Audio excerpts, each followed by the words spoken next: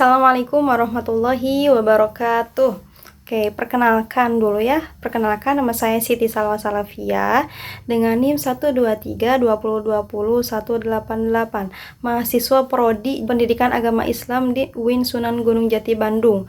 Nah, dalam video ini saya akan memaparkan tentang ujian tengah semester dan hasil kajian yang saya uji yang berjudul tentang krisis akhlak dan gagalnya pembinaan rohani, analisis filsafat Islam terhadap kasus panti asuhan Darussalam An-Nur Tangerang. Oke, sekarang masuk ke fakta-fakta yang terdapat dalam kasus. Yang pertama, ada kasus ini terjadi di panti asuhan Darussalam An-Nur Tangerang. Nah, pelakunya, yang kedua, pelakunya itu adalah pengasuh sekaligus pengurus yayasan tersebut yang mencabuli belasan anak laki-lakinya.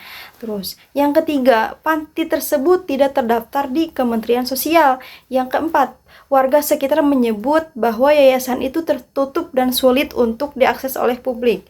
Terus yang kelima, alhamdulillah korban yang mengalami trauma sekarang sedang dampingi oleh psikologis.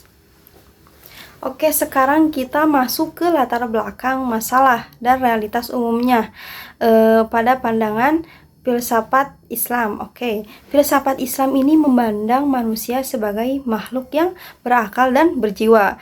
Nah, tujuan hidup manusia menurut filsuf Islam yaitu Al-Ghazali dan Ibnu Miskawayh adalah mencapai kesempurnaan akhlak melalui tazkiyatun nafs, yaitu penyucian jiwa. Nah, jiwa yang bersih akan melahirkan perbuatan yang baik, sedangkan jiwa yang kotor akan menimbulkan kejahatan dan kerusakan moral. Nah, dalam konteks pendidikan dan pengasuhan Islam, seharusnya lembaga keagamaan menjadi tempat pembinaan akhlak bagi anak-anak, bukan sumber kerusakan moral gitu. Namun, kenyataannya banyak lembaga Islam justru mengalami krisis akhlak, seperti kasus pelecehan di panti asuhan Darussalam An-Nur Tangerang.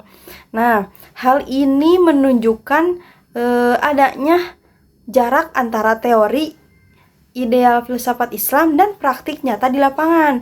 Nah, prinsip tazkiyatun nafs yang menjadi inti pembinaan ruhani gagal diterapkan gitu. Jadi sehingga pengasuh yang seharusnya menjadi teladan justru menjadi pelaku penjahatan. Sekarang masuk ke analisis filsafat Islam, perbandingan teori dan realitasnya tuh bagaimana. Nah, menurut Al-Ghazali, jiwa manusia terdiri dari 3 unsur.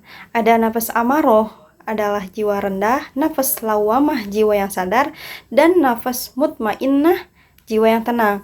Nah, pendidikan sejati harus menyucikan nafas amaroh agar manusia mencapai kesempurnaan moral. Nah, tetapi dalam kasus ini pengasuh gagal menundukkan hawa nafsunya, menandakan ketiadaan tazkiyatun nafs dalam dirinya. Nah, jika menurut Ibnu Miskawayh, akhlak terbentuk melalui kebiasaan dan pengendalian diri atau mujahadah gitu. Nah, orang yang tidak melatih jiwanya akan dikuasai oleh syahwat dan amaroh gitu. Realitas di panti menunjukkan tidak adanya pembiasaan moral, kontrol atau sistem akhlak yang menuntun perilaku pengasuhnya gitu. Nah, dalam pandangan filsafat Islam secara umum, akhlak merupakan cermin keseimbangan antara akal dan nafs. Nah, jika akal rusak karena tidak disinari ilmu dan iman, maka tindakan yang menyimpang mudah terjadi meski seseorang itu hidup dalam lembaga keagamaan. Oke, sekarang masuk kepada solusi yang konkret dan logis pada kasus tersebut. Pertama, perlunya pembinaan spiritual bagi pengasuh melalui muhasabah dan tazkiyatun nafs secara rutin gitu. Yang kedua, itu lembaga keagamaan harus terbuka terhadap pengawasan publik agar tidak tertutup dari kontrol sosial gitu, seperti seperti kejadian dari panti asuhan tersebut. Ketiga, pembinaan akhlak harus menjadi inti setiap kegiatan lembaga Islam, bukan sekedar formalitas ibadah gitu. Jadi pembinaan akhlak ini sangatlah penting. Terus yang keempat, ada pelatihan mujahadah an-nafs, diterapkan kepada para pembina untuk mengendalikan dorongan buruk dalam dirinya. Nah, dari sini kita belajar bahwa krisis akhlak di lembaga Islam bukan sekedar persoalan hukum, tetapi persoalan jiwa juga.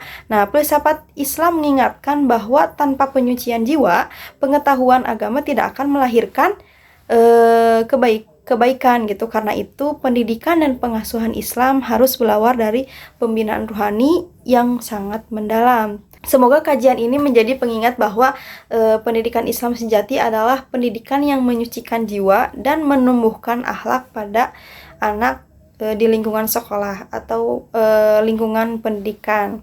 Terima kasih atas perhatiannya. Mohon maaf jika banyak kesalahan atau banyak kekeliruan gitu. Terima kasih Bapak. Wassalamualaikum warahmatullahi wabarakatuh.